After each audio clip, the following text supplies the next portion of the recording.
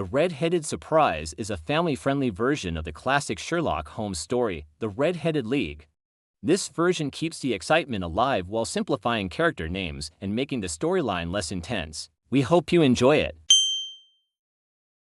Holmes and Watson decide to check out Will's shop to gather clues, but before they go inside, Holmes walks slowly around the shop, looking closely at the other stores nearby. He stops outside Will's shop, studying the ground and the street around it. Then, Holmes goes up to the shop's door and knocks. When Vince opens the door, Holmes smiles politely and says, "Sorry to bother you.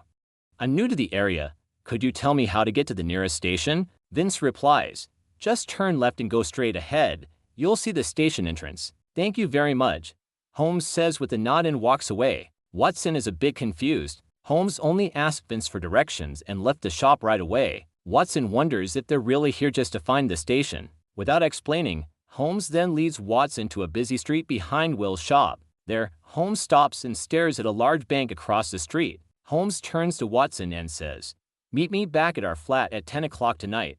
I believe something very serious is going to happen here tonight." Watson is puzzled but decides not to ask any questions for now. He can tell from Holmes's serious expression that tonight might be a big night, and he trusts Holmes completely. At 10 p.m., Watson arrives at the Baker Street flat to meet with Holmes. Inside, he sees Holmes with two other men. Holmes introduces them, saying, "This is Detective Peter and Mr. Merriweather, the director of Merriweather City Bank." Then he turns to the others and says, "This is my friend and partner, John Watson." Without wasting any time, the four of them head to Mr. Merriweather's bank, the same bank that Holmes had noticed behind Will's shop. When they arrive, Mr. Merriweather leads them down a set of stairs into a big, dark cellar. Once they're inside, Mr. Merriweather lights a lantern, and Watson realizes they're standing in the bank's vault, the place where they keep all the valuable items. Holmes whispers to Detective Peter, "Are your handcuffs ready?" Detective Peter nods, and they all quietly wait in the dark. Suddenly, they see a small light shining through a crack in the floor. The light gets brighter and brighter until, finally, a hand breaks through the crack. Soon, two men climb up through the opening. Holmes and Detective Peter quickly grab the first man. It's Vince, the assistant from Will's shop.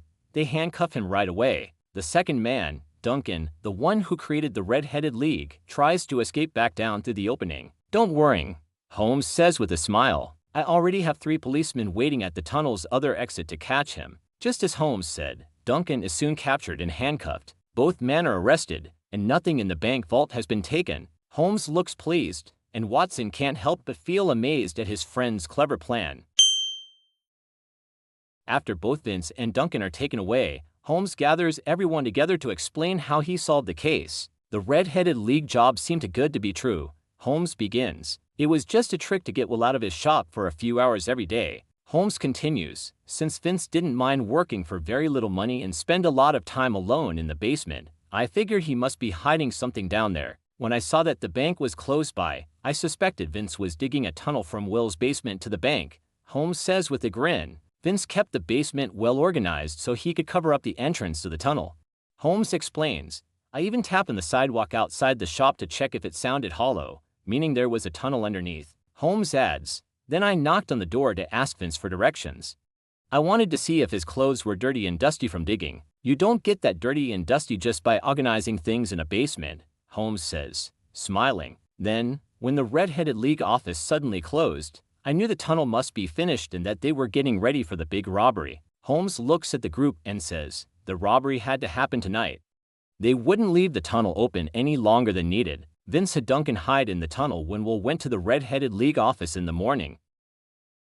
Then Duncan stayed hidden in the tunnel until nighttime, then let Vince in so they could break into the bank vault together. Watson asks, "Why didn't we just stop them at Will's shop?" Holmes chuckles, "If we caught them at Will's shop, they might claim they were only trying to steal a few things from the hardware shop and not aware of the tunnel. But now that we've caught them inside the bank vault, they can't pretend they weren't planning a big robbery." All 3 men congratulate Holmes, saying how clever he was to figure everything out.